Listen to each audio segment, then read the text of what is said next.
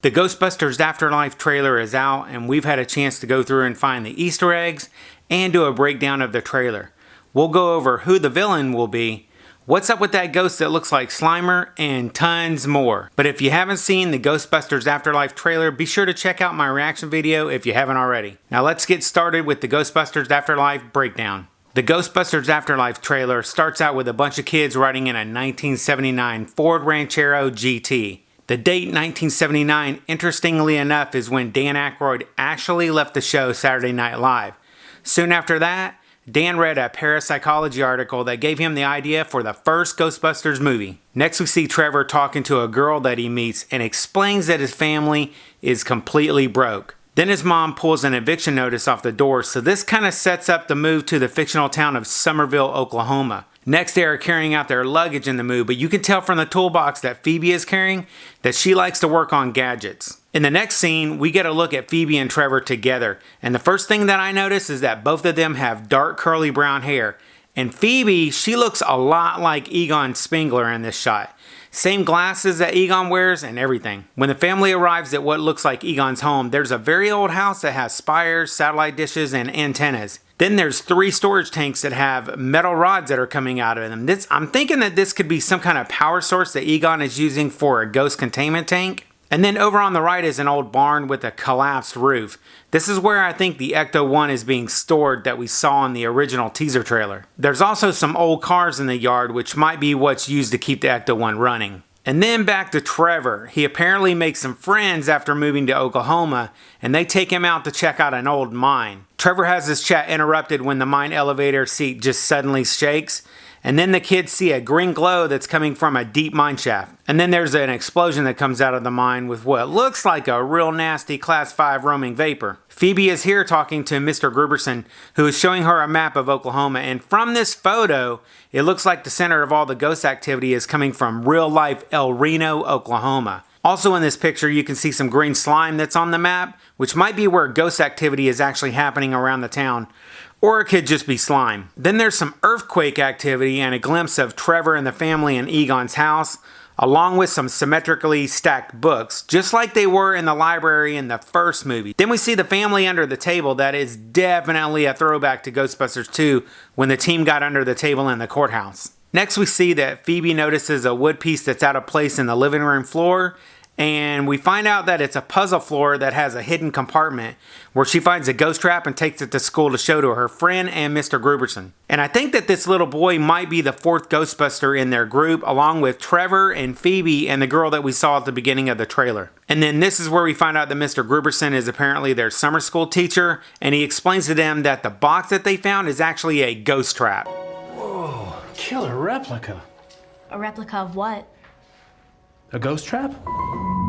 I did think it was a little bit weird how he said that ghost trap like it was a question or something. This leads me to a theory that I have that maybe somehow everyone's memory of the Ghostbusters incident in New York City was slowly being erased from everyone's memory. And the fact that the kids had no idea what the trap is, I think that's really odd. There hasn't been a ghost sighting in 30 years. Mr. Gruberson says that there hasn't been a ghost sighting in 30 years. Not only that, there was a Ghostbusters game that came out in 2009 called Ghostbusters the Video Game. That game takes place in November of 1991, so according to what Gruberson said about no ghosts in 30 years, that game never happened either. And if you're a fan of the 2016 Ghostbusters, well, that one's off the table as well. Now this picture of the ghost in the corner, I'm a little bit worried about this. This might be just some focused, non-terminal repeating phantasm, but I really hope that it's not Slimer. The Slimer that I'm hoping to see in this movie is going to be much more green, chubby, have less arms, and probably wondering where the hell Peter Venkman's been for 30 years. Here we see Gruberson shows the kids some YouTube footage of New York in the 1980s. This footage actually came from some real movie footage that Jason Reitman found and is using in this movie. But I mean, come on, a huge marshmallow man walks through a city. This should be something that no one would forget and every kid would be talking about. But these kids, they had no idea. Here we get to see Phoebe with the PKE meter. Now this was a Ghostbuster tool that was invented by Dr. Egon Spengler, if you remember that. And here's a nod to the Ghostbusters fire station pole when Phoebe is sliding down a pole into Egon's underground lab, just like the Ghostbusters slid down in the firehouse. Here's another hint that leads me to believe that the house belongs to Egon. All the stuff that Phoebe finds down in the hidden laboratory, the mold, spores, and fungus, which Egon had a hobby of according to the first film. Do you have any hobbies? I collect spores, molds, and fungus. And then somebody was working on a proton pack and then they all of a sudden disappeared or maybe died. And we know that Egon invented the particle accelerator pack. Mr. Gruberson, he releases one of the ghost vapors as he drops the trap. And this one actually looks a little greener than the ghost that we saw in the earlier pic that had a little bit of a gray-blue look to it. So I'm wondering if this is gonna be Slimer. Now there are 4 Ghostbuster jumpsuits that are hanging up in the closet, but Phoebe notices that the one in the back says Spengler on it. This threw me a little bit, but I really don't think that the director is trying to mislead us. I think that he really does want us to know for sure that Egon is the owner of the house. And if you're a super fan of Ghostbusters, you might like this next egg. Phoebe is walking up to the Shandor mine, and on the sign it says established in 1927. This might be where Ivo Shandor was getting all the selenium that he used for designing the rooftop of the apartment building in Ghostbusters.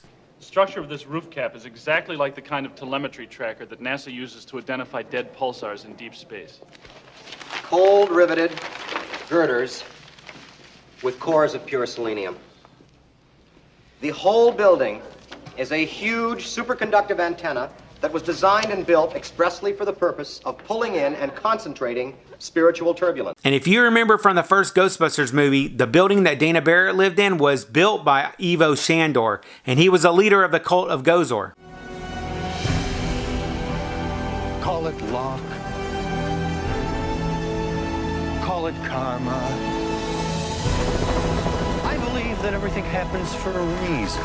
And then this voice that's heard over the Shandor mine clip, it is definitely Peter Venkman. That's straight out of the first Ghostbusters as well. Call it fate. Call it luck. Call it karma. I believe that everything happens for a reason. I believe. Then we finally see the unveiling of the Ecto-1, not to be confused with the Ecto-1A, which was in Ghostbusters 2. Next up, you can see from this clip that Mr. Gruberson, he released the ghost that was in that ghost trap. Then the school is shaking and we can see Mr. Gruberson laid out on the ground with the ghost trap lying on top of the hood of the car. And not sure what's going on with Phoebe here, but it looks like a portal to me, and there definitely looks like there's some hands that are reaching out. Maybe this is where we get to see the ghost of Egon. And that has got to be a terror dog that just stepped down on Gruberson's car. I'm thinking that he might be the next Keymaster. Best part of the trailer, the Ecto-1, which after seeing this license plate, it looks like the exact one from the first movie down to the missing screw. And that gunner seat, that looks like it's straight out of the real Ghostbusters toy line where it was on the roof. And here's probably my biggest question on this trailer is that ghost Slimer? It doesn't look like it is from what I can tell, and I definitely hope not. And then just to be thorough, there is a German trailer that has some extra scenes, and I wanted to make sure you guys saw that as well. Oh my gosh. That is the best thing I've ever seen. Not only do we get to see McKenna Grace strap on a proton pack, but check out Logan Kim. He's wearing what looks like a Polaroid camera that's infused with a pair of ecto goggles. So from everything that we've seen in this trailer, I think that Gozer is going to be the villain in this movie. I wasn't really happy with the way Gozer died or didn't die in the first movie, so it would be nice to see some real closure this time. Plus, I wonder who's going to be playing Gozer in this film. I doubt it's going to be the original actor. Gozer doesn't age. And like it or not, I really do think that McKenna Grace, Finn Wolfhard, Logan Kim, and Celeste O'Connor, they're going to be our next generation Ghostbusters. But wouldn't it be really cool if it turns out that they're the kids of the original Ghostbusters? Alright, so here's the questions that I have for now. Where is the original cast? We didn't get to see them. I really do hope that Ray, Peter, and Winston are going to be in the next trailer. I'm getting a little bit worried that it's going to be just another reboot type movie with just a quick cameo by the originals, and I really hope that doesn't happen. And we know that Sigourney Weaver is coming back as Dana, but are we going to get to see baby Oscar all grown up? And last up, I hope Louis Tully ends up making an appearance in this movie as the Keymaster. If not, it might be the mom and this guy. They are actually married in real life, so it kind of makes sense. Or it could be Dana and Gruberson. Guess we're just going to have to wait and find out. I hope you guys enjoyed this breakdown of the Ghostbusters Afterlife trailer, and let me know in the comments what I might have missed, or if you want to elaborate on anything that we talked about. I'll catch you guys on the flip side, and remember, if it ain't retro, it ain't worth watching.